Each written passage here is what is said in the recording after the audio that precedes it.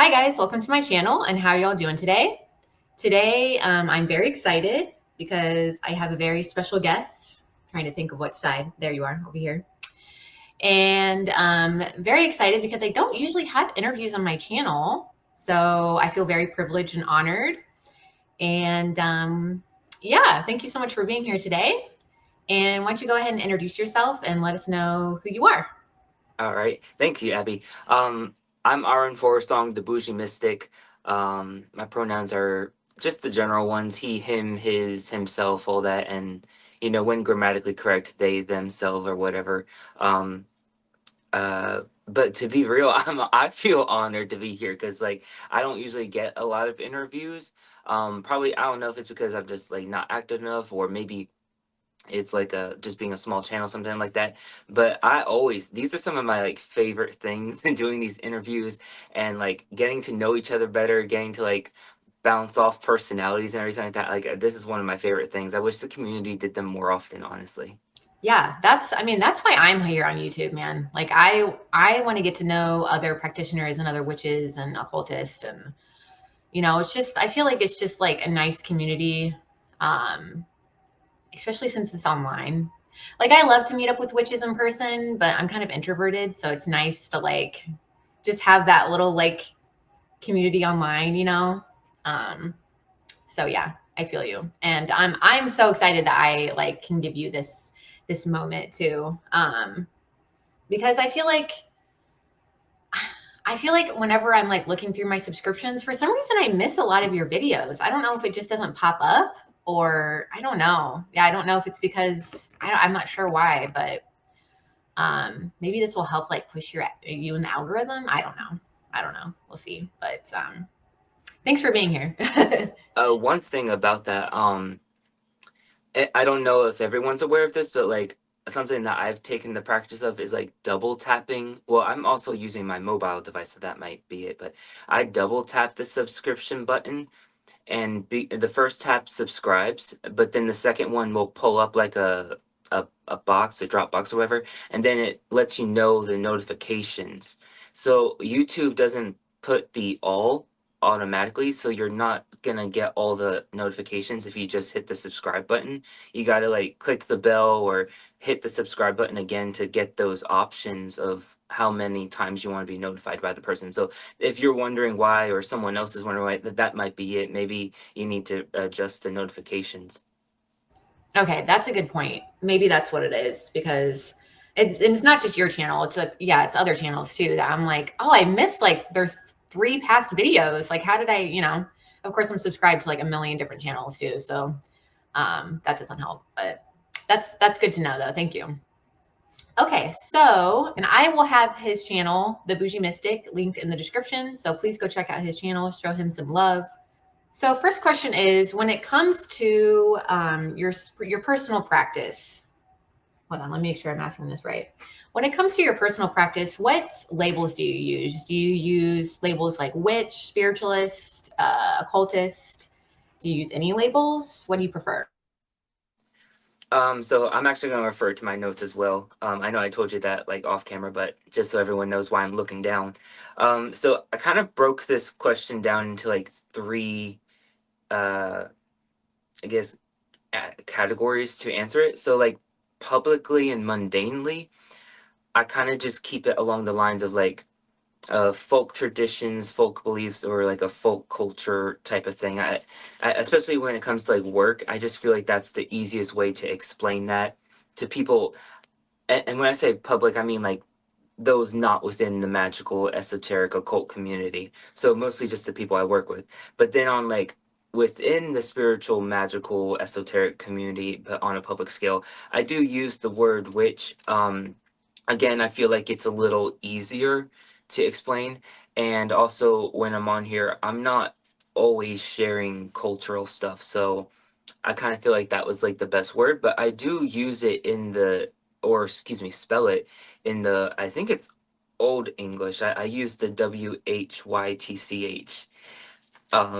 Yeah, there's a lot of them. There's some that use the two V's. There's some that use the W or and a YTCH. There's someone I see on live streams all the time, in the little what's that little thing called? The little comment box, I think, or something like that. The live stream comment feed, and she goes by Lady Witch, and she's WYTC. So there's a lot of like variations of it, but that's the one that I've used. I think I've been using it for years. But then culturally, we don't actually. It's not that we see witches as bad per se. I do kind of wonder why we don't really use the word witch. Like we have a word for it, but like we don't usually call ourselves witches. It's usually people in the community that have just I don't know how to explain it, but like a lower influence, I guess. So like I haven't really talked much about it because it's not official yet, but I am on a spiritual royal path in my community. So that's kind of what I'm saying. Like it's not that I'm like better than, but it's just like it just wouldn't be the most appropriate term to use because it's kind of something that's used as more of like a the word for witch is more witch slash sorcerer. Um, is more of like when you're doing stuff just for the family or it's people that don't have a high spiritual standing. Not that again, it's not a degrading thing. It's just it's kind of more seen as a factual, cultural factual thing. So for us, it'd be more like shaman, caster, or specifically in the royal side, I'd be considered a prince right now. Um, and those words are Drabano for like shaman and caster to use interchangeably, and then Kirali would be the prince with Kralis being the king. So like yeah, I try to not talk about it too much because I'm a socially awkward person anyway. But then like when it comes to that, I don't know. I feel like it's like so not a commonality that I just like I don't want anyone getting any bad ideas. Like I'm like I still know I'm a human being. I still know I do like a lot of similar magics as everyone else, and so it's like I try to not let it get to my head, but I also try to like not let it look like to others that it's gotten to my head. I don't know if that made any sense. Yeah, no, that totally makes sense. I was actually just talking to Jasmine about something similar earlier today.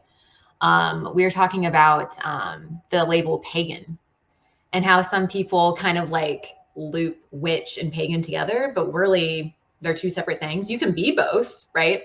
Um, but they're two separate things. And I will speak for myself when I say like I don't really like label myself pagan, at least not anymore. I kind of go back and forth with it, but um, yeah, it's interesting that I forget what I was going with that. You were saying culturally, oh yeah, that people, okay, yeah, yeah, yeah. I was saying, sorry.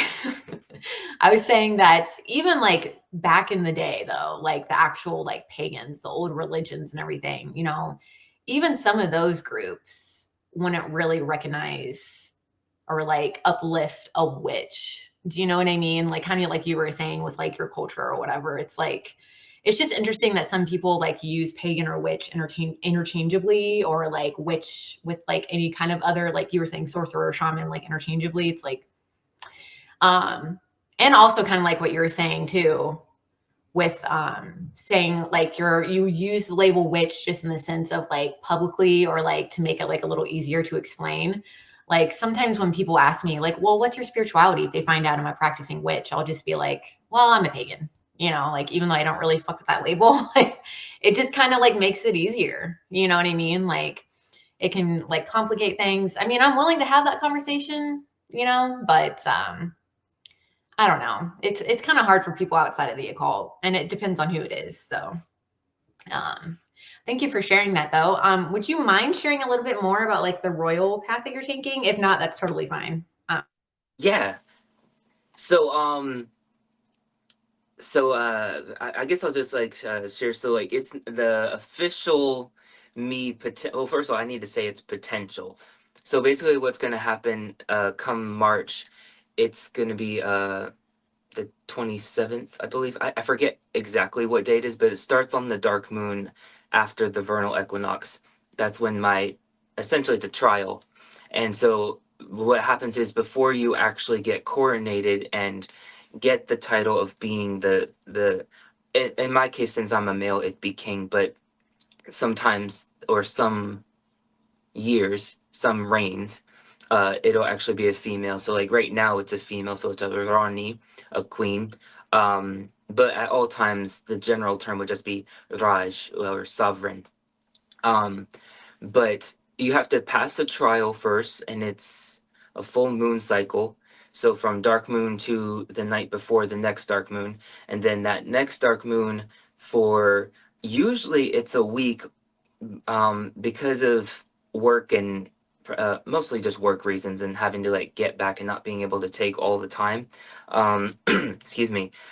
We had to boil it down to 4 days, so it's going to be basically it runs into that dark moon right after the vernal equinox, like just a few days before the end of March, all of April, and then it goes into that first week of May. So like it goes into Beltane days too. So it's a pretty long celebration, and normally it would have carried into like the next week of May, like I said, for the 7 days. But I don't have the time to take that much leave from work, so unfortunately I had to condense it. But yeah, so what it is you go to the temple. We don't have an actual building temple. Our temple is uh, a portion of a forest, and it's been consecrated and sacred. I don't know if I've talked about it on here, but we I know I've talked about it with some people, but I don't think I've talked about it on YouTube. You go, basically you're supposed to be journeying, physically, like walking to the center, to the heart of the temple where Nimitka is. Nimitka is, we don't really see her as a goddess per se, but the origins of what we refer to as Nimitka come from a goddess, and in various European regions she's called different things. So like in the Czech land she's referred to as Nimitka. I think it's England. She's known as Nematona, or maybe that was Rome. I forgot. So more people are familiar with the name Nematona. I think I'm saying it correctly, and it's essentially the same entity or being. But yeah, you got to journey and meet her at the altar or the heart of the temple. And then that journey you go through specific experiences. It's not the same for every person, so it really touches upon like your character and your mindset, and how you're going to handle things. And then during the day you go through trials as well, like food, water, because you don't enter the woods with anything but the clothes on your back, and you can't wear shoes either. So with the shoes that you get there, you walk barefoot the whole time, and you don't bring a knife. You can't bring tools. You can't bring snacks or food or anything like that. And the reason why it's supposed to be harsh, because it's symbolic of challenge you, of like when things get bad, are you able to protect your people? Are you able to protect the temple, the land? Are you able to, push through and succeed and still do what needs to be done? So it's not meant to be easy, because it's not supposed to be a camping trip. It's supposed to be you proving to the spirits of the forest and the animals, and in turn your community, they'll see based on the result of you succeeding in the trial, are you able to be there for everyone? Are you able to lead? Are you able to make those decisions? So, and when you're in the trial, you're not allowed to kill animals, because you haven't earned that trust, you haven't earned that right. So you just have to like eat mushrooms or berries or drink water or whatever you can find in the forest. It has to be of the plant matter. Um, yeah, it's a lot. Maybe I'll do like a video talking more about it, but I don't want to get too long-winded. But that's some gist of it. And then if you succeed, you spend that week, in my case 4 days, and you do like this celebration. You get the coronated ceremony. Oh, one thing I did forget to mention that's pretty important is, and it's kind of along the same lines of the trial, is that you have to provide your own regalia, and a lot of that is you decide what your regalia is going to look like. Like there's certain things you have to have, like a cape or whatever, and things like that. But and a moon blade. Um, but you choose like what it's going to be made of, what it looks like. A lot of times, especially back in the day, you would make it yourself. So you'd buy like the fabric, thread, whatever, and sew the things, make the things, and then you'd bring it over um, to the place at the celebration, and then you'd get coronated if you passed the trial, of course.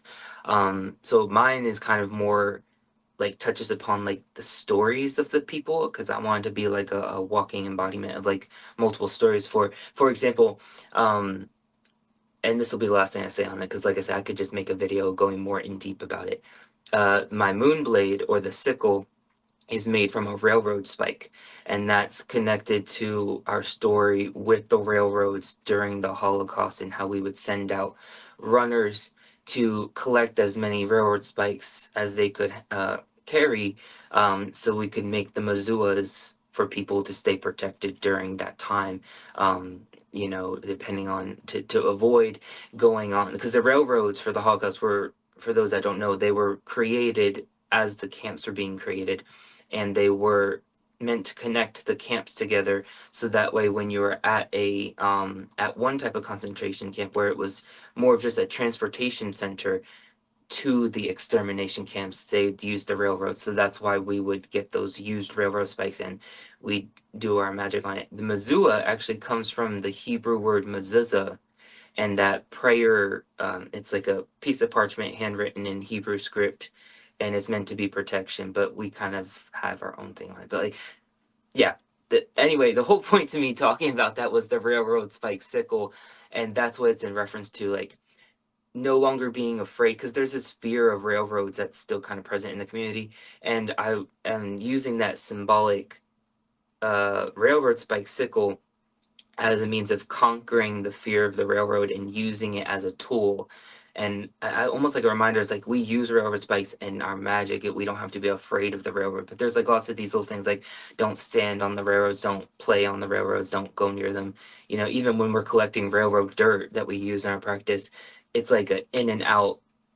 Don't talk when you're at the railroads. Like there's this lot of like fear based ideologies towards the railroad. So anyway, that like I said, I'll just make a video if someone's interested, and I can go more into like the different parts of the regalia and things like that. But that's kind of the gist of it. Wow. That's Thank you so much for sharing all that. And I would love to watch a video with you going even further into detail. And just for the sake of context, I know this is a question I'm going to ask later, but what can you speak on, like just what the culture is that your tradition is in, just so they know what you're. Yeah, no problem. So it's called Boemen.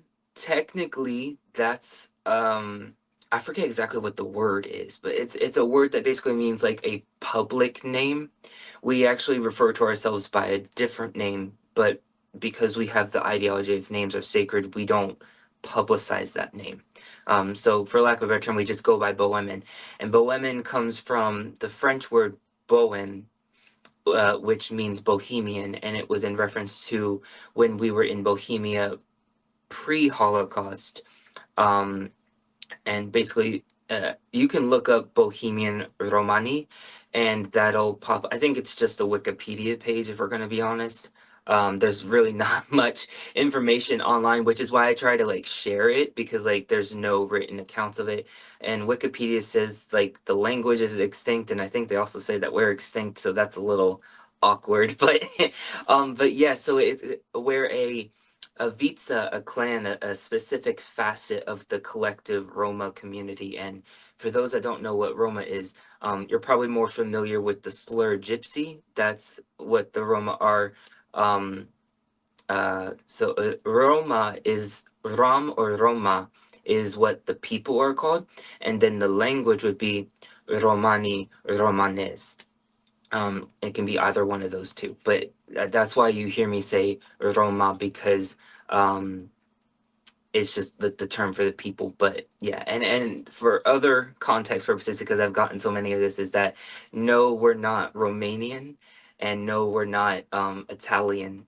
It's a false cognate to, in Italy, Rome is called Roma, but it's not the same Roma. So I just wanted to, for clarification purposes, there are Italians by nationality that are ethnically Roma, and there are uh, Romanians nationality that are ethnically Roma, but that's not the origins of the Roma. The origins are northern India from like 1500, 2000 years ago. So a lot of due to like slavery and just evading leaving India to evade persecution, but then getting caught up in slavery in certain areas and getting caught up in the Holocaust in other areas. That's why the disbursement. So but yeah, that's where this comes from.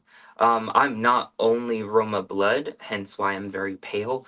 um Roma, due to being of Indian descent, are usually on the brown side. It's sometimes light brown. Some look as pale as me because of, just genetics and, people getting together doing the things and producing more pale children. I am what's considered didikai or mixed. But pretty much all Bohemen are mixed, and that's just because of how our history was. But there are some that are more on the brown complexion. So, just for clarification purpose, again, in case you're thinking that we're supposed to look like Esmeralda, that she's not even supposed to look like that. But that's a conversation for a different day. Well, thank you. This is so interesting. Like I said to you earlier in a message, I have been subscribed to you for a while now, and I'm just so fascinated by your practice. And like I don't because I've never heard of it before. If I'm being honest, I've never heard of it. So it's just so cool to like hear you talk about it and be more like talk more like intimately about it. And um yeah. Like I didn't know that it was like Northern Indian, and that's very cool. Thank you for sharing more about that and more about like the royal path and everything. That's so cool. What is your channel about? What is your YouTube channel about, and why are you here on YouTube? So, in short, it's really just about me. um, I I try to not be a teaching channel just because, one, this is a closed practice. I can't really go into much thoughts about that, why I'm like having this type of body language, because certain things have to be in place first. But if the things get in place as I hope they will be, then I can talk about, because okay, but what I'm trying to say is, if I become the king, then things may change, and that's all I can say about that. um but in a more deepening explanation, it's about my culture, my practice, my life, interests and journeys. That's what it's supposed to be about. Unfortunately, I feel like I somehow got into a rut of only talking about witchy stuff, but it was supposed to be a channel that talks or shares um even non-witchy stuff. So like, and that's where there was kind of the overlap, where for a while there I was doing like a military magic playlist of videos, and I would like share like some magic that I would do while I was at boot camp. It was mostly sigil work and like playing card divination, but like I shared stuff like that. I'm actually planning on getting back into that, like making those type of videos to like further what am I trying to say, expand the playlist. But also, I'm also planning on, come the new year, doing some, maybe not right away, just because I also have body dysmorphia, so I'm a little insecure about my body sometimes. But eventually, I do want to get into making gym content, and especially like combining again like spirituality with gym content, and like how you can work out certain parts of the body on certain days and the planetary alignments of that, and how you can like have this integrated and woven practice that gives space to being healthy and things of that nature. And like what days like are a good day to do like uh squat workouts, and other ones for just leg workouts and things of that nature, and like the symbology of why I chose those days or things like that. Also, like I plan on doing a, this might not be so interesting for some people, but I do plan on doing a protein powder haul. Come January or February, I want to like buy a stock of protein powder, just so you can see what I'm going to be using. And then there's going to be like some videos about making like protein waffles, and maybe making like a like protein brownies, like because I'm all about the food tasting good. I don't want it to taste like chalk powder. I don't eat boiled chicken and broccoli. I just I can't. It gotta have seasoning, it gotta taste good. But that don't mean that it can't be good for you. So that's some stuff I want to do in the future. But yeah, it's really just supposed to be about me. It's supposed to be a show and tell channel. I don't know if it always comes across like that, especially when I'm talking about like my culture over. I feel like it kind of gets, I feel like it merges into like a teaching channel. But the ideal goal was that it was supposed to feel like we're having like a sit down conversation, and we're just like, I'm just showing and telling you the things about my life or thing like that. So yeah, that's what oh, and for the second part of the question, I really want to be part of the community. That's kind of why I joined YouTube. It was about participating in the community, but also building a community within the community. Um, I haven't been so successful at that. I think it's mostly because I haven't been consistent. It's just really hard to sometimes be able to balance life and making content, and that's even with me not editing the content. So it's just, yeah, but that's why.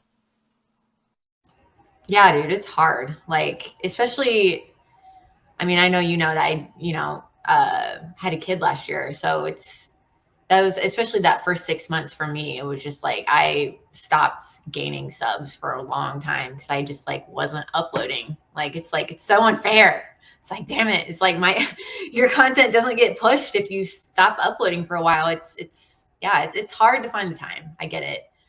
Um, yeah, it's hard. But I was gonna say too, that's so cool that you want to do workout stuff and like kind of like mix that with spirituality because I used to, and I'm gonna start getting back into it soon. Again, parent life makes it kind of difficult, but I haven't had the time. But I used to be a pretty avid runner. I love running, and I used to kind of mix that with my spirituality too. I used to like think of it as like maybe it sounds corny to some people, but I used to think of it as like running with my ancestors. Um, kind of want to get more back into ancestral work too. As a white person, that can be a little iffy. Like there's some ancestors I definitely don't want to know. Um, but yeah, that's very cool, and I'm curious to hear more about that. I didn't even think about certain parts of your body on certain days of the week or whatever. Like that's it's very cool. And definitely too get the food thing, dude. Like I'm a vegan, so there's some vegans out there that are like the raw vegan and they're like, "Oh, I just eat." And I'm like, "No, I need more than fucking tofu and rice, dude. Like I can't do this." Like it's like I don't know. Yeah, it's funny because some people think automatically like, "Oh, you're a vegan, you must be really healthy." I'm like, "No, veggie chicken nuggets all day long, baby." Like I gotta have flavor, you know?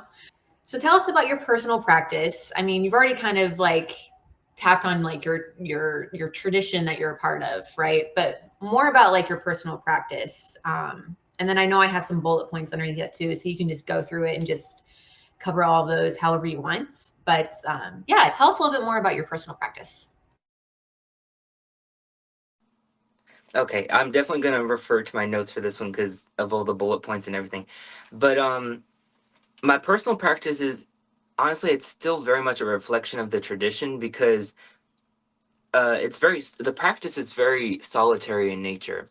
Even on like a like looking at the cultural tradition, and you still practice your magics usually by yourself. It's not usually a lot of group magic work.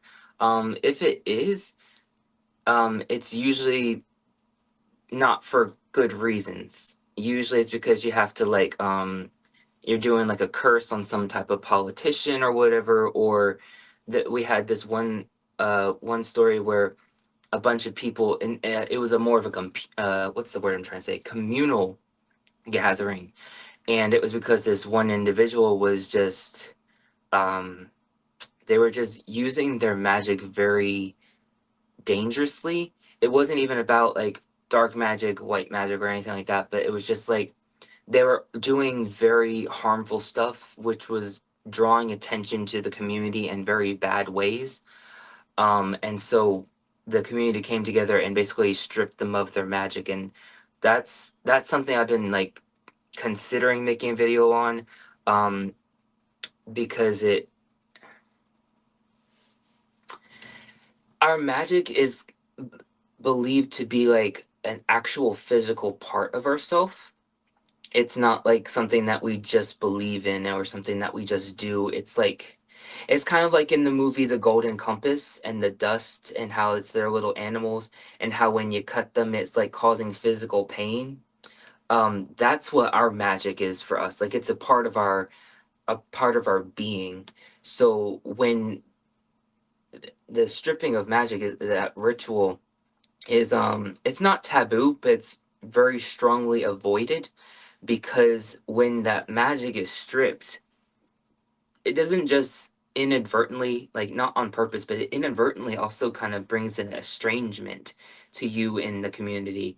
It almost gives like a pseudo exile feeling. It's not, you don't get exiled actually, but it does give that because like you don't have the magic, you can't be included in those things now because they're magic centric, you know. But not only does it do that, it leaves a hole in your heart and you have this irreplaceable unfillable void in yourself, and it's lead to some people unaliving themselves. So that's why I've been kind of like a little uncomfortable with like or nervous about sharing that ritual because I know a lot of people are like, interested in my stuff, in my tradition and all that, but there are some things that are a little again, it's not bad, it's only used when necessary, but because it has that, I don't know how triggersome some people can get, so I get a little concerned about what I'm sharing or whatever. But anyway, back to the question. My practice is very solitary. Even before I was like being taught the tradition, I was just doing my own spiritual path. I was still very solitary in nature. And then traditionally speaking, yes, we practice magic on a solitary scale. Maybe like with like if you have children, they'll be around like for the magic to learn about things and stuff like that. But most times it's a solitary magical practice, but it's communal celebrations. So like with the coronation, that's going to be a communal thing. If it's like blessing a child, like a newborn child in the community, that will be a communal thing. And there is some magic that's kind of done because again, we don't really compartmentalize, like we don't separate things. Everything's just organically interwoven in day-to-day life and celebrations, but generally speaking the majority of magic work is done solitary with some light magic work in the form of like blessings or protection work or things like that in communal space. But I do actually love coven work and I kind of wish I've had more experience with coven work. um, for those that don't know, I was in a cyber coven years ago. This was oof, this was probably like 7 8 years ago now, so it was a while, but it was fun, you know. Unfortunately I didn't have the best service back then, so like when we would do our rituals, I'd have to be outside and it'd usually be dark time so I wouldn't be seen when I would be on there, and then sometimes like the it would lag or cut out or whatever. But you know, it was definitely time. It had you know, I had a little bit of a blog post section in there. um they had some like videos of like when you get initiated in the coven. It was like it was really cool. Like you would get this coven stone and you choose whatever crystal you wanted, or I think it could be like a regular stone too. And in this video, it was almost like a time capsule ideology where it's like even though the time of the video passed, you would still be tethered to the coven because of the coven stone and doing the same ritual that was done in the video. And so it was really cool the way that they made it where it was like a living initiation ritual, even though it was in a video. So I do like that. Um, I believe that I have traditional and syncretic. I don't actually remember why I did that. Oh, I think that was because of the part that was talking about traditional versus eclecticism. Okay, yeah. And so I am on the traditional side, just because of the culture, but also again because of culture. I'm very syncretic in nature too, and that's a commonality you'll see if you've ever like been out and experienced the greater Roma community, um, they're very syncretic. You know, even if they're Abrahamic centric in their faith, there'll still be like a lot of like some specific Roman practices to their particular vita, that'll be blended in with that. Like the whole celebration of May 24th being the feast day of Saint Sarah Ikali, is it's the syncretism of Catholic saint veneration with like honoring Hindu goddesses. So and like the origins of being India in nature. Um, and I hope I don't get flack for this. I don't mean it in a bad way, but and I'm gonna explain for clarification, but I'm not the biggest fan of eclecticism. I'm not anti-eclecticism. Um, but I feel like there's a good majority of individuals that say they're eclectic and then they are doing like questionable things, or they're doing like things that, if not explicitly are, teeter on cultural appropriation. And I just I just I as someone that honors culture and is a part of a culture and is traditional, I just see the damage that that does. And a good example of it is actually the Christian faith, because the origins are Hebrew and the Romans got a hold of it, and then that's really where like the paganism gets mixed in with the Christianity. And then when people branched off to do Christianity and the various dominations, it just kind of got more wishy-washy. And again, in these modern times, you can still practice things that are questionable and remove those questionable facets and fill it with something non-problematic and whatever. So I'm not saying that Christianity is just always going to be bad and that Catholicism is always going to be bad, but the origins are there. And I think that's the way that I like to explain eclecticism versus syncretism, is that eclecticism is like a collage. And a collage in and of itself is not bad. You know, it's a beautiful form of art. But when you're talking about in a spiritual and analogical sense, that's when it starts to become a problem, because what is a collage but you ripping things out that you personally think are nice out of context and rebuilding something else? So just, if you're going to be eclectic, I don't personally am bothered by it. I do raise an eyebrow and like pay attention to see what your expression of eclecticism is. I take it on a case by case basis. But if you're over here using white sage that is not only endangered, it's literally on the, like, it's endangered. It's declining in its availability because of the over commercialization of it. But it's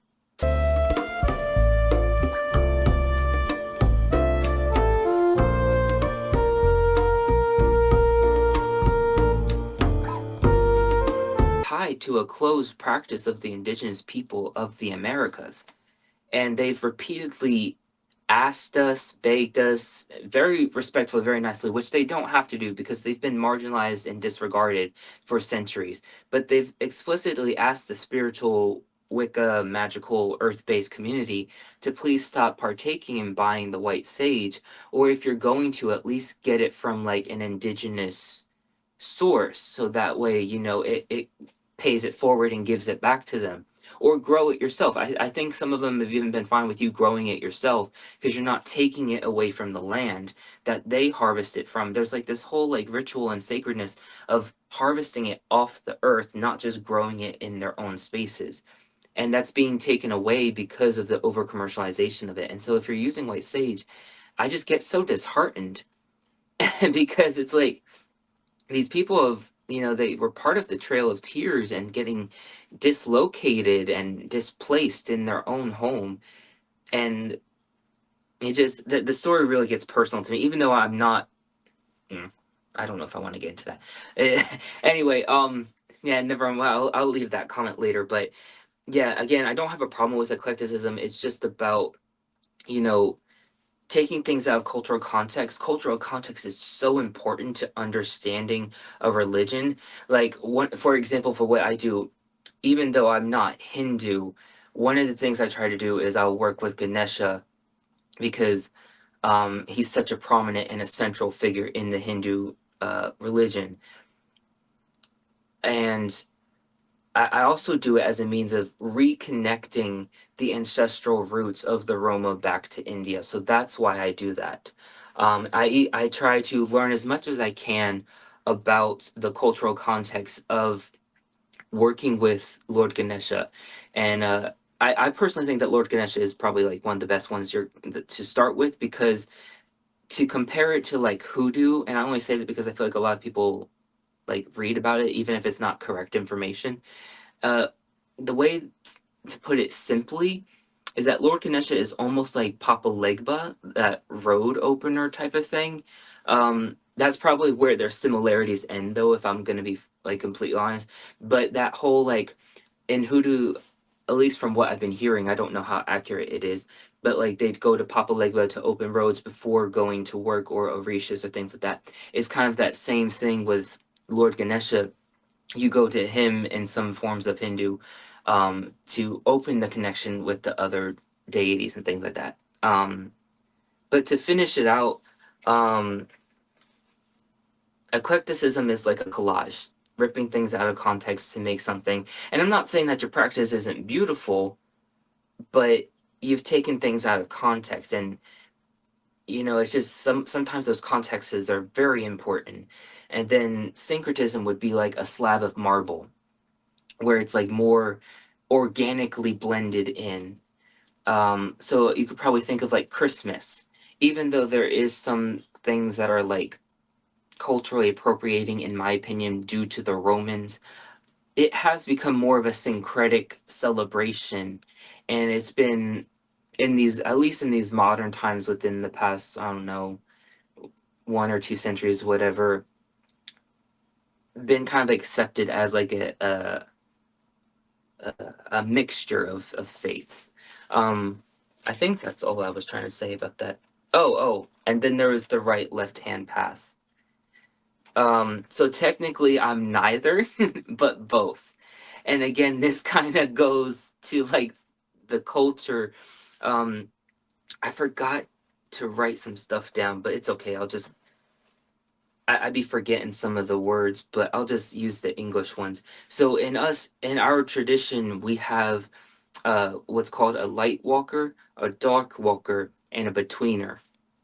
And this is kind of similar to like a left or right hand path. Um, but what a light walker is that it's the person that walks with spirit of lightness. So it's not about actually doing light work or anything like that, because as a light walker or a dark walker, you'll be doing curse work when necessary or blessing work when necessary. So this whole like doing baneful magic or boonful magic, doing the either or isn't really thing. It's more about the moral compass. And in English, it will be like thaumaturgy. It would kind of translate to that. I think our word is actually thaumaturgy, so it's like a little similar to cognate, if you will. And then that's more like where you could kind of see it as like altruistic magic. So it's like it's a moral compass based. Oops, it's moral compass based, um, where you'll still do curses when appropriate, you'll still do blessings when appropriate, but you do both. And then we have the other form, chari, which translates to sorcery. And I know some people in modern times don't think sorcery is bad, but in our cultural context, sorcery is the practices of blessing and cursing that are done in a self-serving, in a very arrogant and entitled and disrespectful, um, think of like unnecessary destruction and things like that nature. So that's kind of where it's used for us. But back to the betweener, light walker and dark walker, spirits of or actually beings of lightness, because it's more than just spirits, it's spirits, entities, and deities.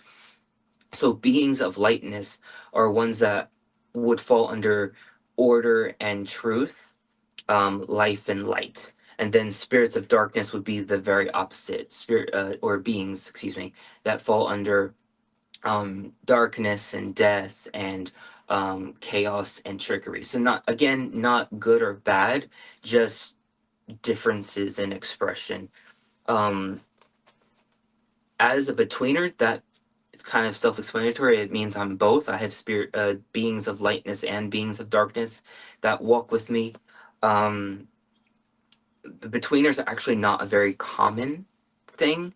Uh, I think the last betweener we had was, let's see, 5 generations ago. And well, that betweener was also a Raj, so that's kind of where I'm going from. So they're a little more common than like 4 or 5 generations, but having a betweener as a Raj is not very common. As a sovereign is not very common. But even just as a whole community, there's not a lot of betweeners. Like I think there's only 1 or 2 other betweeners besides myself, so it's not a very common thing. But yeah, I feel like I forgot the rest of what I wanted to say with that, so I'll just leave it there.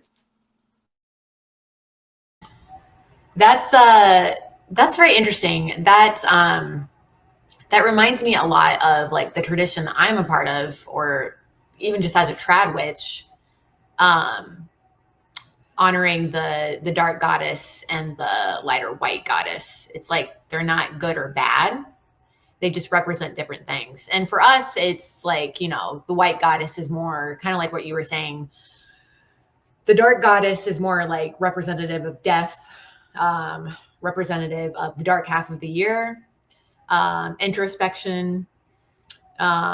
Whereas the white goddess is more about not like love and light. It's not really like that. It's more, she's just more about like the light half of the year and life and fertility and abundance.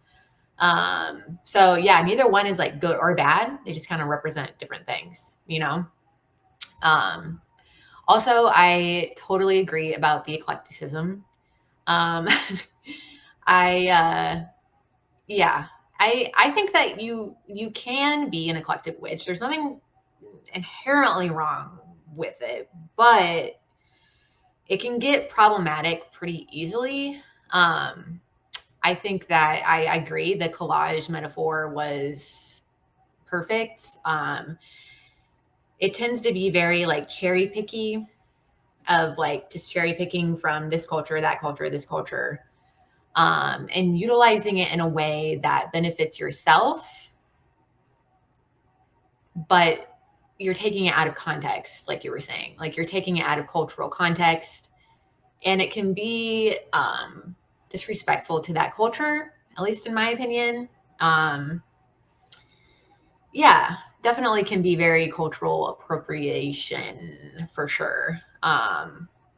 I always think of like a good example of like that eclectic cultural appropriation or whatever is, at least here in Indiana, we don't have too many like occult witch like stores. They're all like metaphysical new age stores, where it kind of blends the Christianity with like they call it paganism, but really there's like Native American dream catchers and like, do you know what I mean?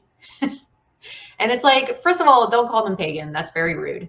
Second of all, like, it's just like, and it's like a bunch of white people working there and running the store. And yeah. And it's like, please don't. Like, I mean, I follow a few like indigenous owned metaphysical shops online. There's nothing cool like that in Indiana, but I follow a few online. And I think that's really fucking cool. If you want to go into there and talk to the indigenous people, be like, okay, what's appropriate for me to use? What's a closed practice? Like, educate yourself. And if you do buy something from there, I think that's like, if you are going to buy something indigenous and utilize it in your practice, I agree, at least go to somewhere where it's indigenous owned and you're supporting indigenous people by buying from them. You know what I mean? And you're respecting the culture more by talking to them and educating yourself, and actually knowing actually how to use it instead of just going to some random metaphysical shop and buying, the dream catcher that probably wasn't even made by a native person. You know what I mean? It's just like, I don't know. Yeah, it rubs me the wrong way too. again, I'm not trying to ruffle feathers either. If you're an eclectic witch, hey, if that works for you, I can't tell you what to do. This is just our opinion. I mean, again, I think there is a way that you can educate yourself, but I don't know. I don't know. I don't know how you. I don't know. Maybe I won't get into that. I don't. But I think and speaking as a trad witch, at least the tradition that I'm a part of, like I will say that, or at least that I'm on the journey of becoming initiated into through the Red Thread Academy. But I will say that we do honor the indigenous people, like here in Indiana specifically, or in the Midwest, that were murdered. Um, we honor them. We give offerings to the spirits. We give offerings to the land. In ritual, we always recognize the indigenous peoples, but we never like use white sage, or we never steal anything from that culture in our ritual. Like that's, there's a difference between honoring those indigenous peoples because we're on their land doing ritual. You know what I mean? And utilizing things from their culture. There's a big difference. Um, so yeah, I definitely agree with the white sage too. It's literally endangered because a ton of people are going onto the reservations and harvesting it too, like literally going onto reservations and harvesting it. Not cool. And I think it's the same thing with Palo Santo too. It's endangered because people are literally, traditionally Palo Santo is harvested from the Palo Santo tree that's already fallen over. And I think now it's being so the demand for it is so high now that they're literally cutting down Palo Santo trees just to harvest the wood. So I think that's another one too. Maybe that's close practice too. I don't know. I stopped using it, even though it smells amazing. Um, but if you are going to use those things, again, at least educate yourself. Try to buy ethically sourced. Do your research. Try to support Indigenous people if you can, and that's all I'll say. I feel like I went on a rant there. Sorry. How do you feel about the words worship or work with? How do you feel about the words religious, not religious? Do you consider yourself a religious person? Do you worship? Um, One quick thing before I answer that, I just for information purposes, yes, very true about the Palo Santo. It is, I believe it's endangered. It's definitely part of a closed practice. Um, but you can, I don't remember if I have the links anymore, but I did do some research at one point, and I found that you can get in some places ethically sourced Palo Santo. So if you are trying to use it, because maybe it's part of your heritage or ancestral lineage or whatever, or you just, I guess, want to use it or whatever. I don't know. I'm not going to touch that one, but um, if you do research, you can find ethically sourced Palo Santo. My suggestion is that if it says ethically sourced, also try and message the seller to verify specifically what ethically sourced is. Speaking from example, not necessarily with Palo Santo, but I just bought this bullhorn to use in ritual. That's something that we have like in our tradition to use a bullhorn, but because the bovine species is so sacred, like we don't eat beef ribs or ground beef or things like that nature. You have to get the bullhorn a very specific way. It has to come from a non-castrated male cow, and it has to come from a cow that wasn't killed for like the slaughterhouse. And I had to message like four sellers on Etsy to find one. And ironically enough, the bullhorns come from India, so it's like it was perfect. It was like a perfect thing. But yeah, that's just a prime example of like there was at least one or two other ones that did say ethically sourced in their description, but when I asked them, they either didn't know or they said that it came from ones that went to a slaughterhouse. So just make sure that when it says ethically sourced, it's fully and accurately ethically sourced. And that should help with that. I know I kind of rambled a little bit, but back to the question. I don't actually have problems with religious or not being religious or worship or work with. Um, in our tradition, we actually kind of do both. We have a word ustiva, which is basically translates to worship, but we do that for the basically what y'all would understand is like collective consciousness or like a godhead, some type of like divine collective. We refer to as the vil, and that would translate to now it kind of translates to God. I It has Sanskrit origins, and I think it originally meant like deity, kind of like in Latin Dios. It's similar to that word. But yeah, we only worship Devel, and this is kind of again where like Abrahamic influences come into play. So like, but I also think it has some Hindu ties because they have like a I think it's like Brahmin or something like that, where it's like a collective or overarching central deity figure that they worship, and then they'll venerate the different deities.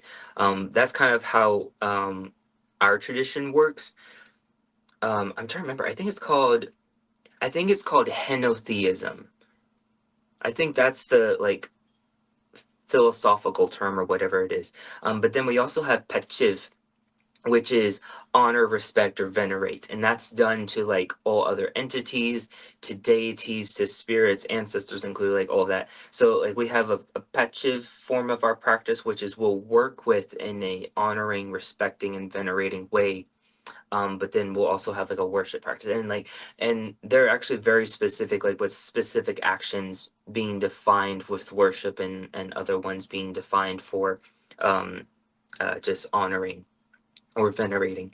As for religious versus not religious, I guess even though it's not dogmatic, like our tradition isn't dogmatic, I would say it is religious because of the worship factor of it and all of that, and just the deities being associated with it.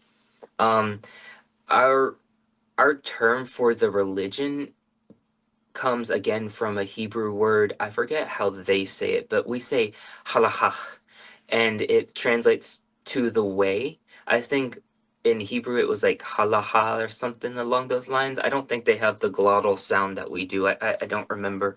Um, but I did want to go a little bit into etymology about religious versus dogmatic and as like explanations of understanding where we come from.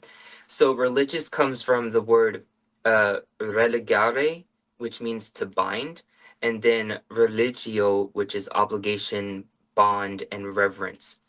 So I feel like a lot of people have problems with religion, religious, and the words because of the connotation of the words and these modernization expressions or examples, I mean, of religion.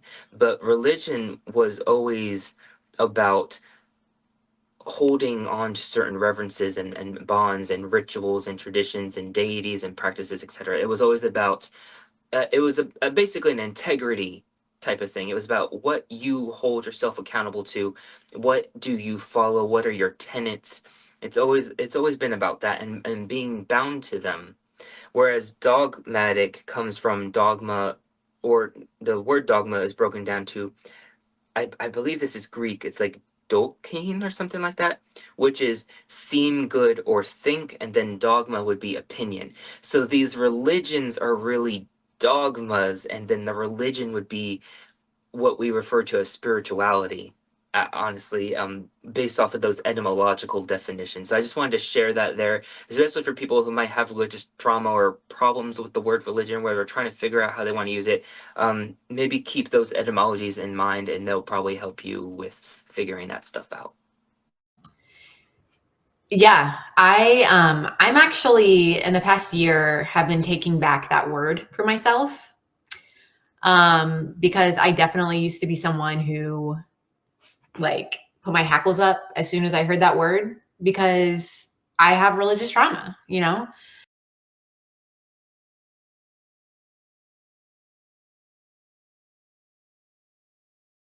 I love how you did that though, where the words come from. That seriously, that might help a lot of people. And honestly, the way I look at it too is I'm taking back that word and I'm kind of like subverting it, you know? Um, I'm redefining it for myself and I'm turning it into my own. I'm turning it into something that kind of empowers me. Um, because when you tell people that you're religious, they automatically assume, oh, you're Christian. You know what I mean? Like they automatically assume that just because, at least, in our society, that's what they assume. Um, but I just think it's funny when I'm like, oh, I am religious, but it's like, but it might not be what you think it is. You know what I mean? So yeah, just taking that word back, redefining it and using it as something that doesn't scare me anymore, using it as something kind of like what you were saying about the railroads, like the railroad spike, using it as something to like, remind yourself that you don't have to be scared of it. I was going to ask you too, and we don't, what are your thoughts on the devil? And I know that you said that your tradition is kind of Abrahamic mixed or whatever. So if you want to skip this part, we can. But okay, cool. Yeah. Well, what are your thoughts on the devil? And is he included in your practice? Is he not? What are your thoughts?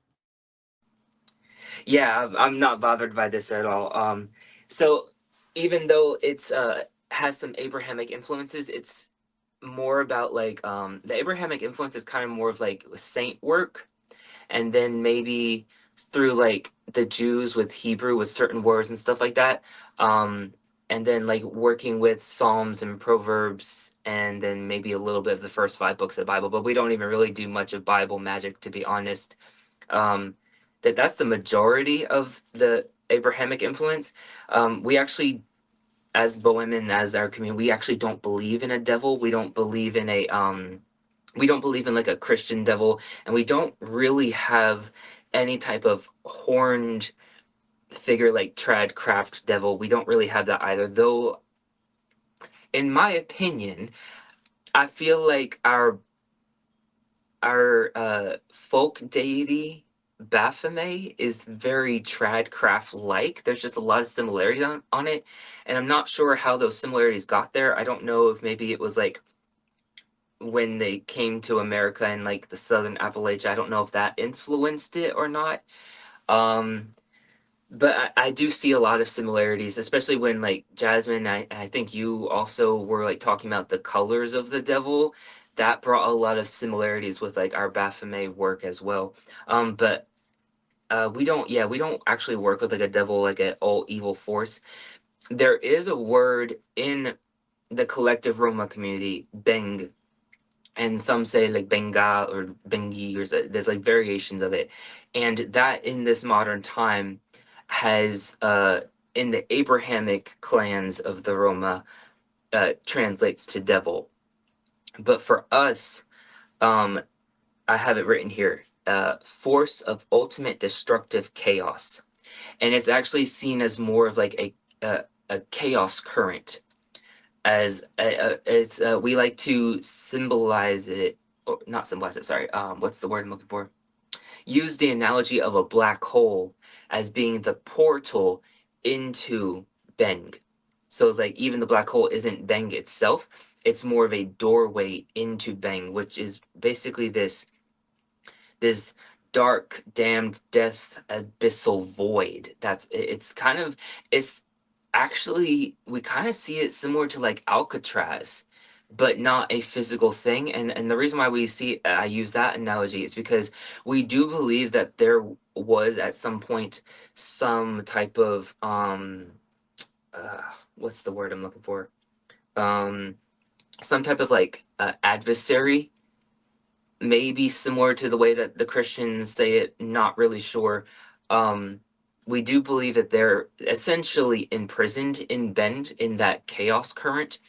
Um, and we also do believe that Beng will bring about the destruction of the universe. Again, it's kind of similar to like if Shiva stops dancing, the destruction.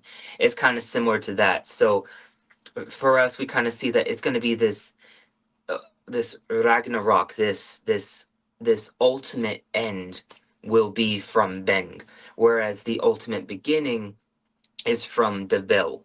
And we will sometimes use the analogy of the white holes. I think they're called white holes. The opposite of a black hole. I don't know if they call it like a blue hole or wormhole or whatever. I I don't know exactly what what the terms are. But we do use that. It kind of. I remember when I was researching astronomy years ago, it actually looks very interesting. Like, it's very interesting how many cosmic analogies we use for our deity explanations. Um, I think that's also very telling to our Hindu roots, because there, a lot of the deities have cosmic ties, and how prominent astrology is in Hinduism even in today. I think it's kind of interesting. But yeah, that's kind of, I don't know if you want me to go into Baphomet with this question or maybe in like a later question. I'll let you decide. You can talk on Baphomet as much as you want. I love Baphomet. That's awesome. I didn't know that he was included. They, them, her, it, whatever was even included in your practice. So Okay, so Baphomet is what we have a few terms. We'll call them the Venusian Messiah, and we'll also refer to them as the child of the Black Sun, and we'll also refer to them sometimes as a folk deity. And Baphomet, the imagery that we use of Baphomet is is Baphomet from the occult, not Leviathan, Anton LaVey. I believe he's the one that created the imagery of. No, okay. Oh, I don't remember who created it, but yeah, some old occultist, long gone now, created the imagery. Okay, um, and when we got it in France, or when, excuse me, not when we got it in France, when we moved to France, that was kind of like some of the magical influences. We got magical influences, like occult esoteric influences, and then we also had the Catholic influences. Um, when we essentially had to, in a lot of ways, reestablish our culture, because a lot of it got lost due to the Holocaust. So, and the same with the language. There's actually like some French influence on our language as well. Um, it so was Beth, it was Eliphas Levi. there we Levi, go. yeah, yeah, yeah. Levi, I know. Levi, yeah, I get Yeah. confused. Anyway, sorry, keep going. No, I appreciate it. Thank you. So we use that imagery, or a variation of that imagery, as essentially one part of the expression of Baphomet, as the what we refer to as the terrestrial form of Baphomet. The celestial form of Baphomet is unknown, just like the form of Devel, Devle, Devlo, Mambachine, Popacino. Like, these are celestial beings, these are divine beings, so they have no known form. It's not to say that there isn't a form, it's not known, it cannot be conceptualized by the human brain. But the terrestrial form of Baphomet is, and this is kind of where some the deviation between Baphomet and Baphomet is for the Bohemian, because yes, we use the imagery, and the name also does come from Baphomet, but for us, they kind of became their own deity, their own thing, and they're definitely a deity of the people, which is why we'll refer to them as a folk deity.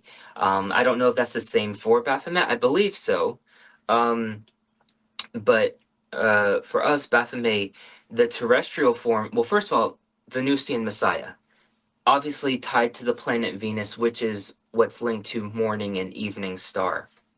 So what we do is, like, we see this astrological event of the morning star being the birth and the rise, the studies of the celestial form of Baphomet, and then it peaks, and then the evening star is their descent to the physical plane, and that's kind of like that symbology. When I was looking into it, we have a lot of Slavic foundational pagan influence, and that's because we were in Bohemia, which now is part of Prague, which is part of Czech Republic. because it used to be its own country and kingdom, but it fell and became a part of Czech Republic. Um, but when we were in Bohemia, I think that was the 13th century. I always get it confused, 1300s or 13th century. I can't remember which. So we were there for like several centuries before the 20th century came around, and the Nazi regime did their thing. So we had a lot of that. Um, Even when it was Christianized, there were still like pagan elements that were influencing us. And even before that, we were part of the Carpathian Mountains, which is the border of Ukraine and, oh, I always forget that other country, Ukraine and Hungary. That's where the border of the um, Carpathian Mountains are, and we would colloquially call that Carpathia, and that we just saw it as like a mountain kingdom. So, but anyway, I don't remember why I went off on that tangent because I was talking about Baphomet, so I'm just going to go back to Baphomet. Oh, now I remember because when I was doing research, we had some type of um, Venus worship, morning, evening star worship, because in Slavic culture, I think the deity is Zoraya.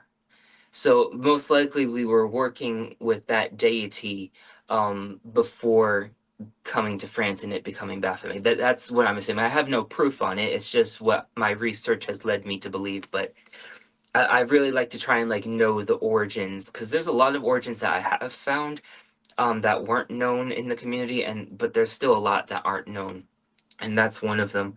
Um, so Baphomet. The terrestrial form is broken down into four other components. You have the spring emerald Baphomet, or the green, and then you have the summer gilded or gold Baphomet. Sometimes the stone is associated as citrine. These stone associations are actually more of a modern application. It was originally just the colors.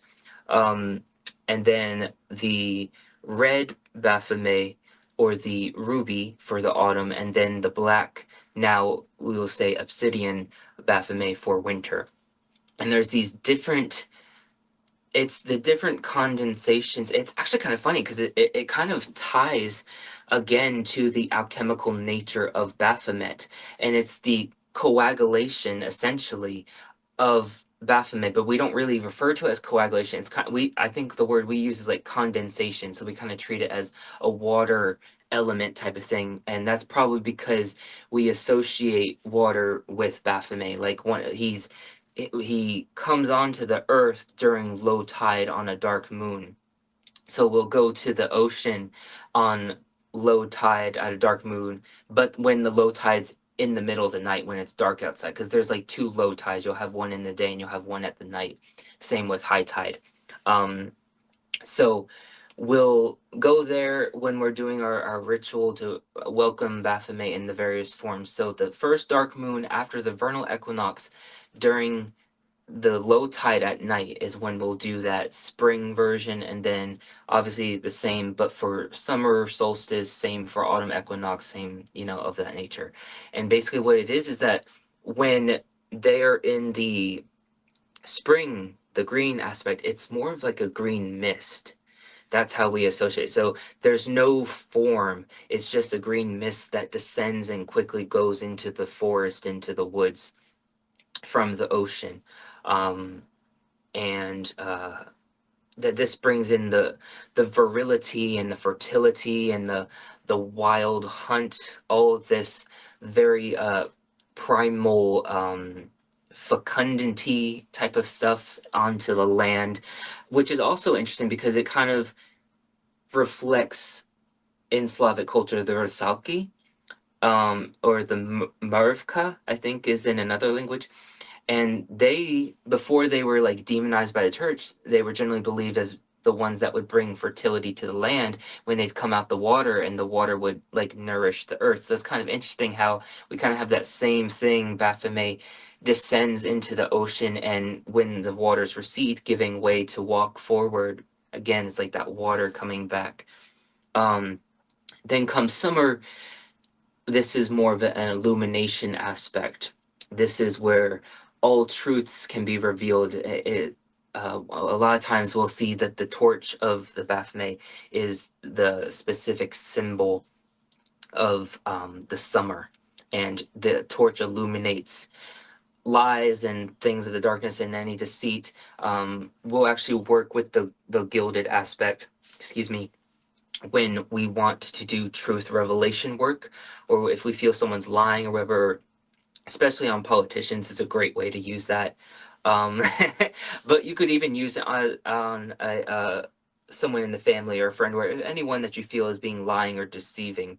And then to kind of piggyback on what I said earlier about Dark Walker, Light Walker, Baphomet would fall under the chaos and the death and the darkness aspect. So he would be, or they would be, excuse me, a being of darkness, whereas Saint Luciana is the name we use, but Saint Lucy would be a being of lightness. But both can do the same work of truth revelation and divination and things of that nature. So, and as someone that's a betweener, I work with both, and I've used both in like truth revelation work. It's very interesting, it's very powerful.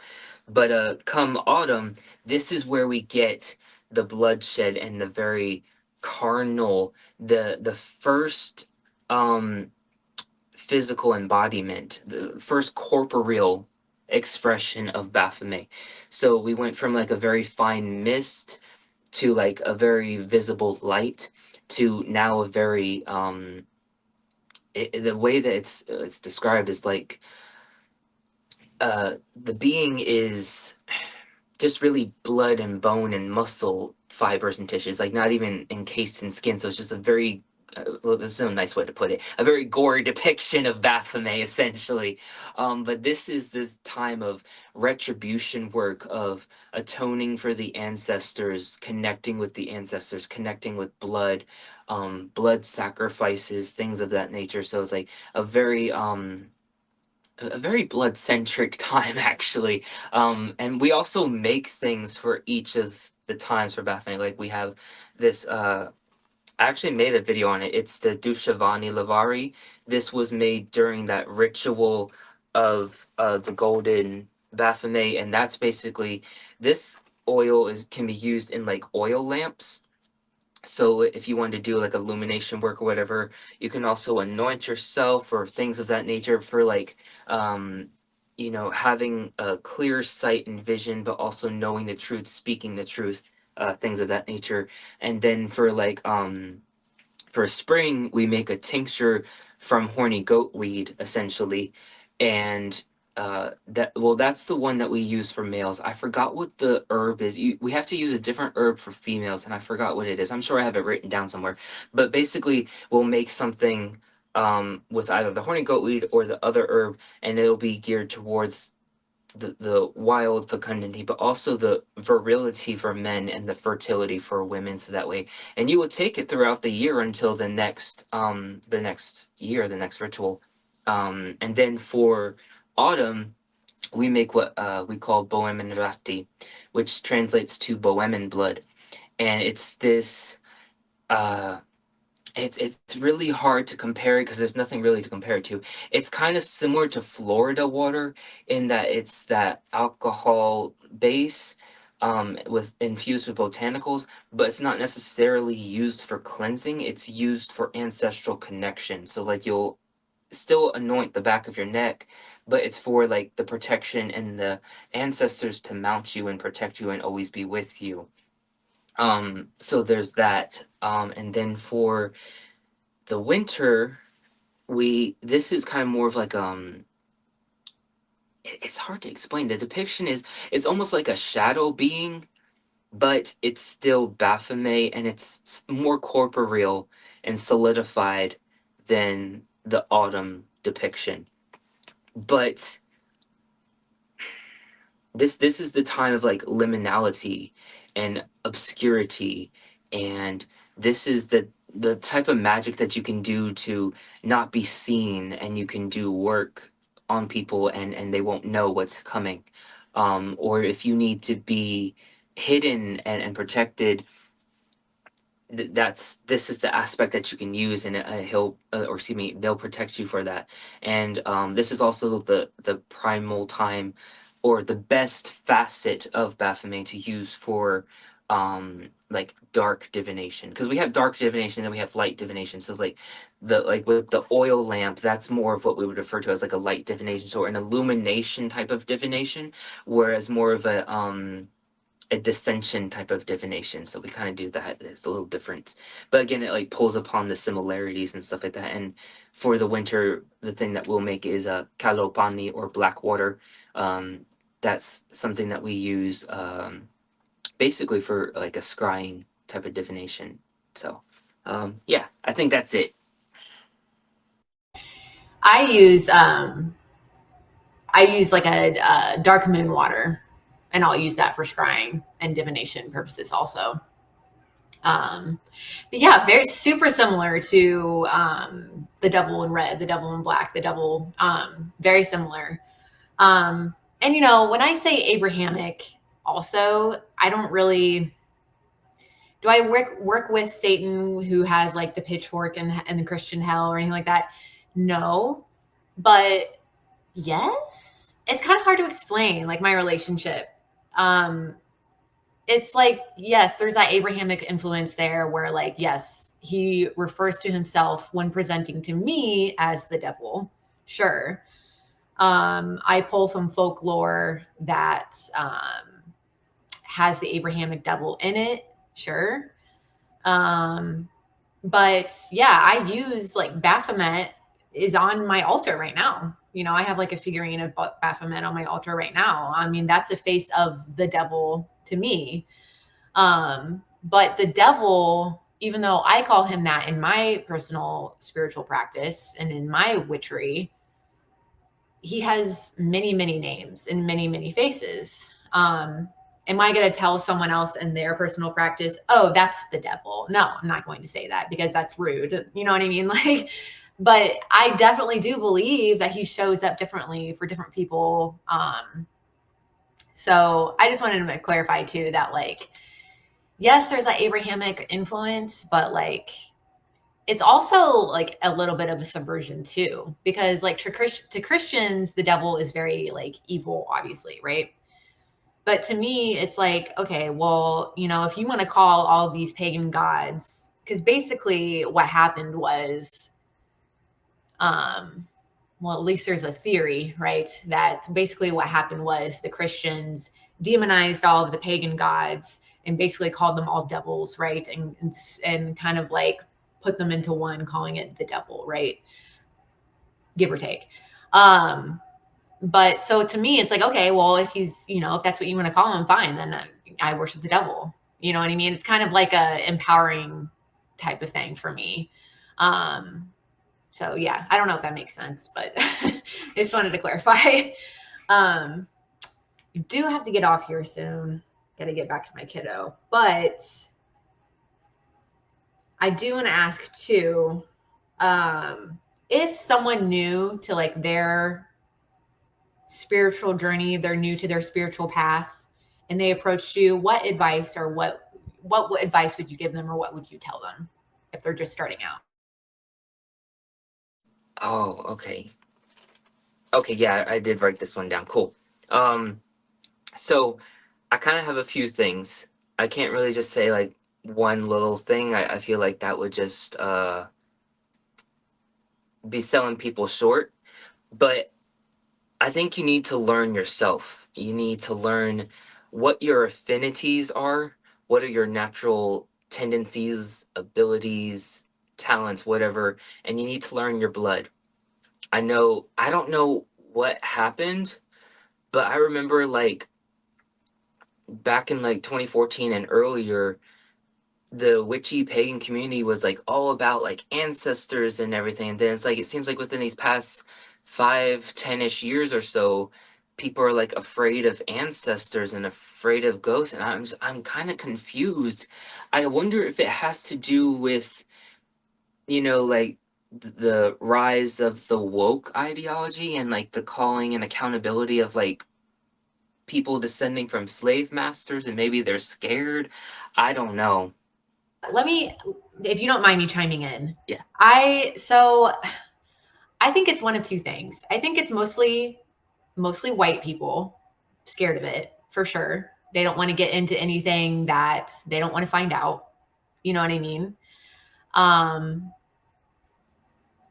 and I don't know if you've heard of this church or not, but there was recently, not recently, this has actually been years ago, maybe around 2014-ish, actually. Maybe it's been that long ago. I can't remember how long ago, but there's a YouTube video about it I saw about this church who is Nordic paganism, and they only allow Nordic descent people in. Yeah, you know what I'm saying?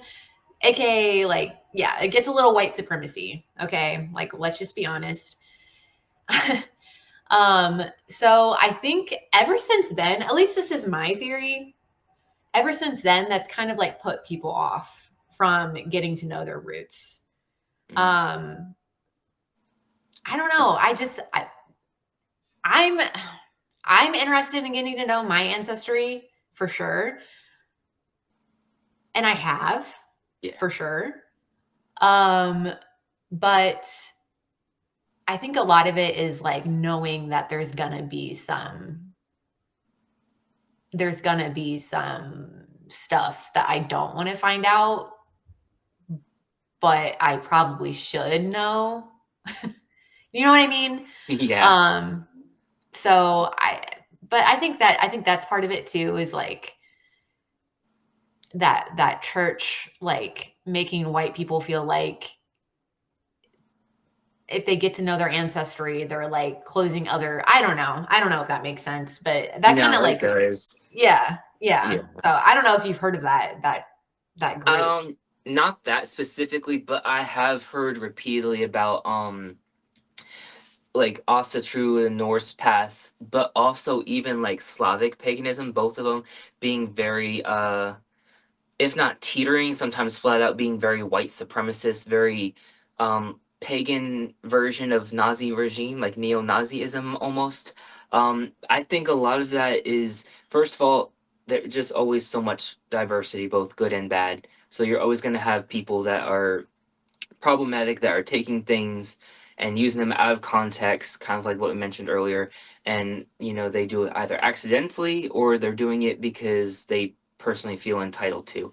Um, this is kind of where I guess we can go back to the question. Like, I think people should be learning, not just learn yourself, but also learn. For example, like, I personally believe that we shouldn't be allowing certain things to stay in problematic contexts, like the swastika, because the swastika was culturally appropriated from the Hindu and Slavic traditions to be used in a false representation of this white supremacy. And I personally don't like how we do that. I think part of the seeing the Slavic and also true branches of paganism as being white supremacist is because of this not being educated of the roots of that symbol is within those traditions. However, comma, it is also being used in neo-Nazism and incorrectly. So there's this very wishy-washy ping pong back and forth type of fuckery essentially. Um, so there's that. I think that's part of the reason. Um, but also, yeah, you need to learn yourself. You need to learn your ancestors because that's gonna help you actually prevent cultural appropriation. Because if you're learning things that are part of your blood, that doesn't necessarily, like, you might be indigenous and or you might have, you know, whatever. You might be part of things that are part of closed practice or whatever. And obviously you might not be able to learn about those things. But there's people from all walks of faith that are on the internet and they're sharing things and they're publicizing things and they're sharing things like hoodoo is a closed tradition and it's an African traditional religion, but I bring her up quite often. The hoodoo queen, Queen Kotalia, she's part of a hundreds years long royal lineage of hoodoo and such. So like she grew up, she was birthed in the culture, she grew up around those people, she knows the African traditional religions or knows someone that practices them and stuff like that. So if you follow her and you're, you know, African descent, you're learning your culture, you're to a certain extent. And she does every year, I'm trying to remember what it's called, the Conjure Fete. She does that every year and lets people come in. Now it is for a price because, you know, it's an event, it's a celebration. They're having, you know, food and events and things that they're using certain like what's it called, like buildings, locations, and things like that, and they gotta pay for those things. So it is a paid for event. But if you're able to, oh, bless you, I'm sorry. I don't know if y'all heard that, but that was my text tone. So sorry. I thought I silenced my phone. Um, but anyway, yeah, she offers that to the public, you know, and if you can't afford that, she does other things. She does like community services and things like that. So like you can get involved. She sells products. She makes videos, so you can learn from her videos. You know, so there's ways, even if you've been estranged from the cultural closed practice of your ancestors, there's ways of reintroducing it back into your bloodline. So and there's also the knowledge is power aspect of learning about your blood. If you have problematic ancestors, that doesn't mean you have to work with them. You know, that's there's that. There's also the fact that just because they were problematic in life doesn't mean that they're problematic in death, because that spiritual growth factor doesn't stop when you're living, because you're immersed in the spiritual realm. There's no way that your ancestors, if they're actually walking and functioning in the spiritual realm, there's not a very high chance of them still being problematic. Speaking from experience, my great grandmother, she was very kind of snooty. She wasn't like racist or anything, and she wasn't, you know, like, well, that I'm aware of. She wasn't like anti Halloween or like thinking things are like pagan, evil, and witchy, because she would participate in Halloween with like giving out candy and stuff like that. But you know, one of the things I found out is that her spirit was very like kind of snooty and judgmental to my practice. And this was years ago before I was even doing the before I participated in this and learned and embarked upon the tradition I'm on now. But and I should have said, well, then you can stay out of it. And I blocked. I essentially spiritually I didn't like do any like spells or anything. I just like kind of like one lined her name basically. I just he's you know and you know, I think my Grams was present at that time too. And so then long story short, I think my Grams talked to her and made her understand things. And now I work with my great grandmother. I pay homage to her and stuff like that. But it's like you don't have to pay homage to people that are going to disrespect you in your practice. You don't have to do that in life, and you don't have to do that in death. So yeah, don't be afraid of non-corporeal beings. Be more afraid of the corporeal beings that are partaking in gun violence. That's much more something worthy to be afraid of than a ghost.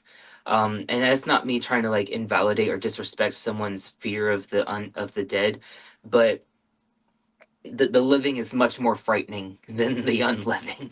Um, so don't be afraid to at least be knowledgeable of where your family comes from and the regions that they come from, because that's how, you know, I remember like for so long people are like, I don't know how to start my practice. It's like, if you know your blood, you know where to start your practice. So if you're primarily Irish, then you should be trying to, or not should, but you can learn Irish paganism. It's a good gateway. Yeah, It's a good place to exactly. start. Yeah. Yeah. And I've definitely, I mean, like, I've definitely gotten to know some of my ancestry. Like, I know I'm mostly Scandinavian. I have a lot of Swedish. I have a lot of Belgium. You know, and I've gotten to know things like that. I would love to get to know more lore from those areas, and more traditions from those areas, like pagan traditions and things like that. There's that word again, pagan. Um, but yeah, that's it. You should get to know it, and just for the sake of like not having history repeat itself too, like you were saying, like Yeah. Absolutely. Yeah, I agree with that. Um, makes me want to look into my, and it's kind of hard though. That's like one reason I haven't gone deeper. Honestly, that's like pretty much the only reason I haven't gone deeper is because it's kind of hard. Genealogy is kind of hard. Like it's kind of Yeah. hard to like look really deep into like your family lineage and um yeah.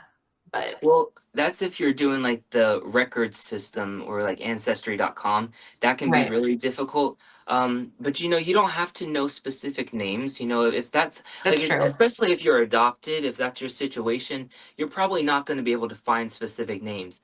But this is where you can do like a blood test and you can figure out your regions from the genetic makeup, and that can help. Right.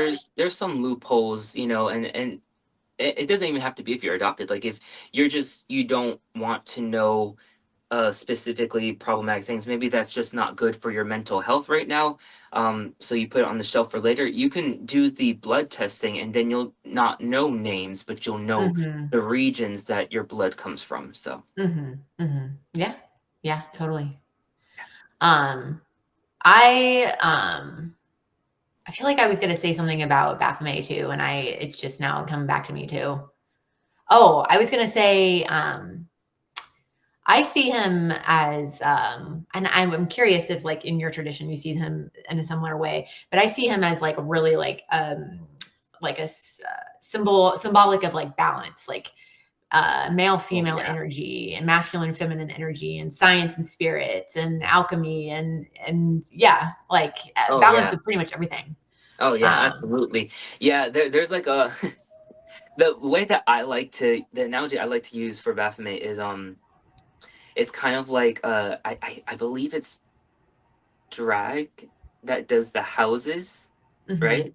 Yeah, so it's kind of like that. So like he like has a house, if you will, and there's this other phrase of like the children of Baphomet, and it's mhm. only queer people, like homosexuals or bisexuals, trans people, like anyone of the LGBTQ plus community is a child of Baphomet. Yeah, I love Yeah, that. I yeah, love that. Um, but yeah, and very much, I was going to say too, very much folk in the sense that like, and that's like you were saying, terrestrial, like the earth based. What I refer to as like the witch's devil or the folk devil. Um, very agriculture, very earth, very seasonal. Um, yeah, that's how I view him. But like as above, so below, right? He's also like the celestial exactly. deity too, even like that's so cool. That's so cool hearing about you talk about Baphomet. That's so cool. I love that. Anything else you would like to add before we wrap this up? Just a few Okay. things. Okay. Yeah, of To course. finish out that last question, um, Yes. so protection magics, that's something that everyone should really be learning as well. Um, Never think that you've hit a cap on your protection magics because there's so many botanicals, curios, so many different types of spells, so many different types of correspondencies that you can pull from to do a protection magic. And there's so many different types of protection that you can use and need. So that's something that I know a lot of people say that, but I wanted to say it as well. And then divination is another one.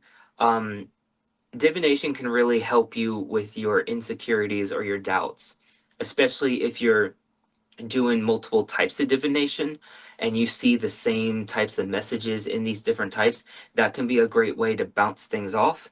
Or if you're nervous or unsure about if you're actually communing with a spirit or not, or if you're just thinking things in your own head, you can use the divination.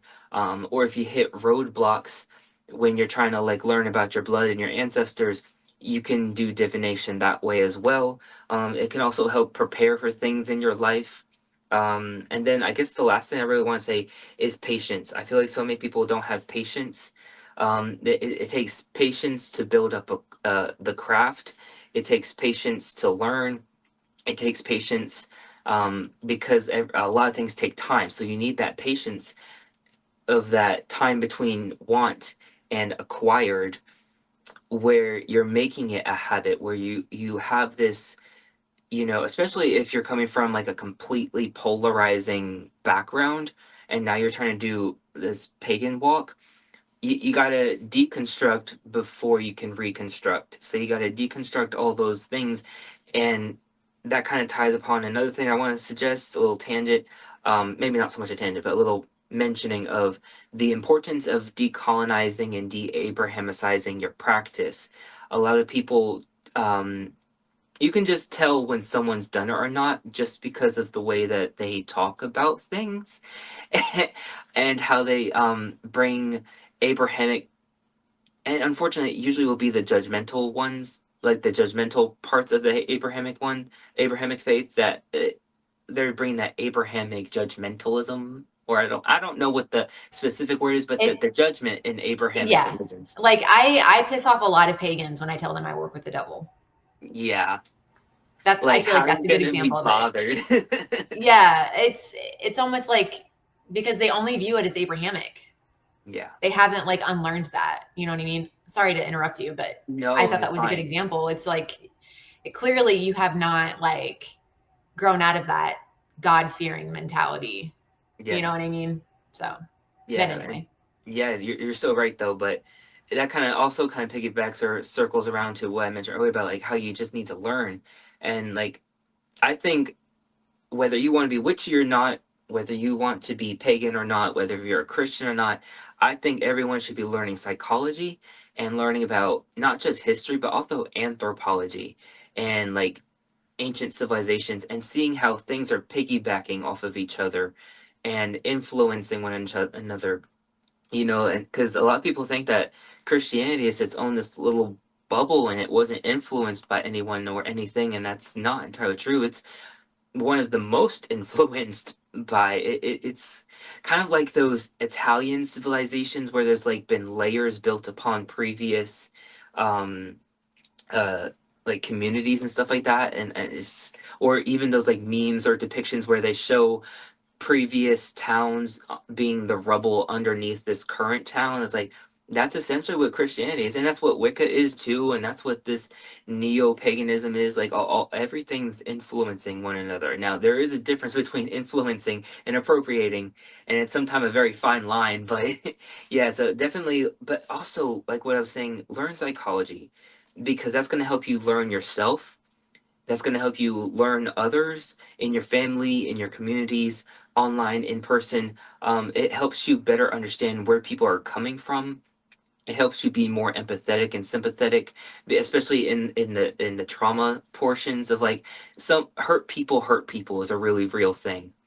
And sometimes they don't even mean it. Sometimes they don't even know they're doing it because they're just wrapped up in what has happened to them and how it's being re-triggered. And if you learn psychology, you can learn some foundational things of why people are doing things the way that they're doing them, and that knowledge is power, and it helps you be more understanding and sympathetic and empathetic, and you can use that knowledge to help people understand themselves too, and it makes this validated and heard and respected interaction. So I'm always going to push learn psychology regardless if you're spiritual or not. But that's pretty much my suggestions for people on wanting to do a spiritual path. yeah, and oh my God, once you mix that psychology knowledge with your spirituality, baby, oh my God. Yeah, I have, yeah, Yeah, I am a completely different person from when I started, before I started years ago. And I would say too that if you learn psychology or if you do, I would refer to it as if you do your shadow work, that's make sure too that I mean there is something to say with like solo studying and like reflecting on your trauma or learning psychology in the way you think or whatever. But I also would really recommend that if you want to get really deep into that, get a professional therapist too. Um, a professional therapist, shadow work too, specifically what I'm referring to as shadow work. Also, like I think it was Carl Jung. Is that I his think name? so. I'm Who pretty sure. originally Yeah. came up with shadow work. But it's originally meant to be worked through with a therapist. Um, so I think having that, I love that you mentioned that, learning psychology and working through trauma and your shadow work and learning yourself in the way you are too, doing that with a therapist and your spiritual practice, your divination, talking to spirit, talking to your guides, getting to know your ancestors, all of these things just kind of makes you like the closest to the best version of yourself that you're gonna get. I mean, Yes. I feel like it's just I mean the It's work never very well ends. rounded. Yes, very well rounded, very Baphomet, very balanced.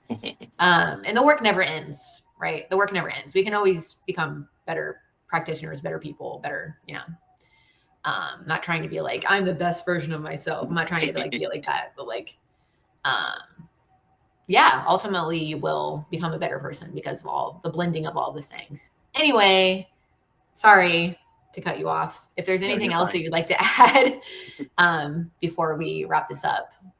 I guess as a good closure, learn the 16 goals of a true witch because they essentially Mm, touch upon everything that we just said in like one little picture, one little package. So, yeah, learn okay. those and internalize those, and that'll really catapult your practice. Okay. Okay. I love that. I also think that protection magic is very important also. Protection Mhm. magic. And not even just because people are out to get you necessarily. I mean, that too, maybe. But just like your energy, like I used to get exhausted doing tarot reading and like, using protection magic, I feel like helps your energy and Set things like that. boundaries. Yeah, yeah, yeah. Yeah. So, all right. Well, I hear my baby crying, so I probably should go. Thank you so much. This has been a pleasure. I really appreciate you taking the time. And I look forward to any and all future videos on your channel. I appreciate you having me. Like this is so much fun. Like I said earlier, I wish that more people did this. I don't have a date. I hope you don't mind. I am supposed to be doing a, and you can feel free to take this out if you feel. Um, there is supposed to be like another interview I'm supposed to be doing with the Starlight and with Tuva. I think it's Hmm. Tuva actually, the Norse witch. Um, Okay. we Oh, oh, we oh, oh. yeah, we've had to reschedule because of personal things, but that is something in the near future for stay tuned to that. But what I was originally saying earlier is that I wish more people did this because I really love this. It's so much fun. It is fun. It is fun Yeah. just to get to know each other and, so. All right. Well, thank you guys so much. Any and all people who are watching this right now. And until next time, guys, I hope you stay very well. And don't forget to follow the snake. Bye.